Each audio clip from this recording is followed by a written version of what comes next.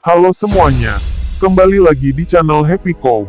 Jadi, di video kali ini, kita akan membahas sejarah perang gerilya yang dijalani bangsa Indonesia, untuk mempertahankan kemerdekaan Indonesia.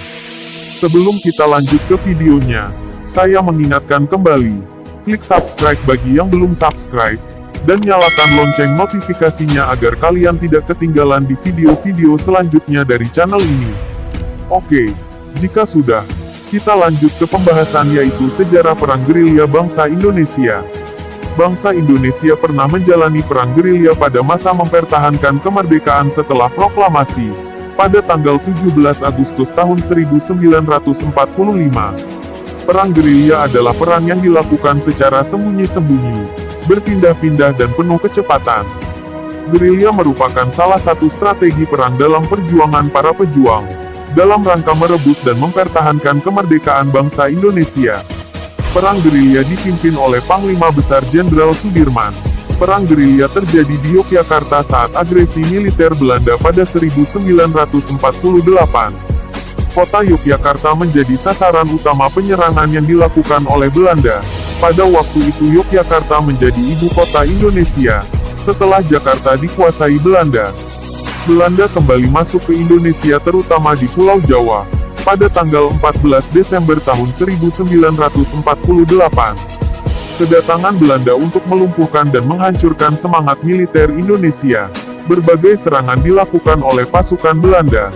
Di Yogyakarta dilancarkan di Pangkalan Udara Maguwo, kemudian berlanjut lewat serangan darat. Pada tanggal 19 Desember tahun 1948, Yogyakarta mampu dilumpuhkan dan dikuasai pasukan Belanda. Presiden Soekarno, Wakil Presiden Muhammad Hatta dan beberapa pejabat Indonesia ditangkap Belanda. Presiden Soekarno diterbangkan ke Prapat sebelum akhirnya kemudian dipindahkan ke Bangka. Sementara Wakil Presiden Muhammad Hatta juga turut diterbangkan ke Bangka. Pada tanggal 22 Desember tahun 1948, Jenderal Sudirman meninggalkan Yogyakarta untuk gerilya. Selama gerilya, Jenderal Sudirman dan pasukan berjalan untuk berpindah-pindah tempat. Mereka berjalan cukup jauh dengan menyeberangi sungai, gunung, lembah, dan hutan. Para pejuang juga melakukan penyerangan ke pos-pos yang dijaga Belanda atau saat konvoi. Gerilya yang dilakukan pasukan Indonesia merupakan strategi perang, untuk memecah konsentrasi pasukan Belanda. Kondisi itu membuat pasukan Belanda kewalahan. Apalagi penyerangan dilakukan secara tiba-tiba dan secara cepat. Pasukan Indonesia juga berani masuk ke kota, untuk menyerang dan menguasai kembali Yogyakarta dari penguasaan Belanda. Adanya taktik ini membuat TNI dan rakyat yang bersatu, dan kemudian berhasil menguasai keadaan dan medan pertempuran. Peristiwa agresi militer Belanda membuat situasi Yogyakarta sangat tidak kondusif. Apalagi adanya propaganda Belanda di dunia luar bahwa tentara Indonesia sudah tidak ada. Sri Sultan Hamengkubuwono ke-9, sebagai Raja Keraton Yogyakarta Hadiningrat, mengirimkan surat kepada Jenderal Sudirman, untuk meminta izin diadakan serangan. Setelah perencanaan yang matang, tanggal 1 Maret tahun 1949 pagi hari, serangan besar-besaran yang serentak dilakukan di seluruh wilayah Indonesia. Fokus utama penyerangan di ibu kota Indonesia, yaitu Yogyakarta. Pagi hari sekitar pukul 6 waktu Indonesia Barat, sewaktu sirine dibunyikan, serangan dilakukan di segala penjuru kota. Dari sektor sebelah barat sampai batas Malioboro dipimpin Letkol Soeharto. Di sektor timur dipimpin Pence Sumual. Sektor selatan dan timur oleh Mayor Sarjono. Di sektor utara dipimpin Mayor Kusno.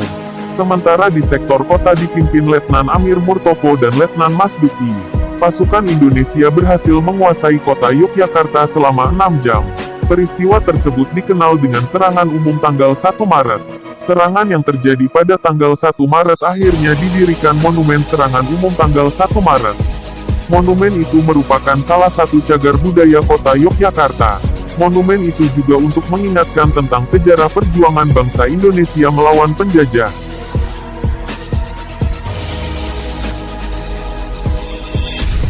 Demikian yang bisa saya sampaikan tentang sejarah perang gerilya bangsa Indonesia. Apabila ada kesalahan dalam pembahasan atau pembuatan videonya, Saya memohon maaf yang sebesar-besarnya. Terima kasih sudah menonton video ini sampai selesai. Semoga kalian semua selalu dalam keadaan sehat dan bahagia. Jangan lupa like jika kalian suka dengan video ini.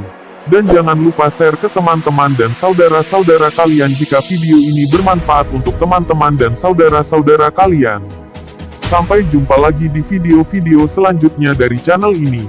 Sekian dari saya. Akhir kata, saya ucapkan, wassalamualaikum warahmatullahi wabarakatuh.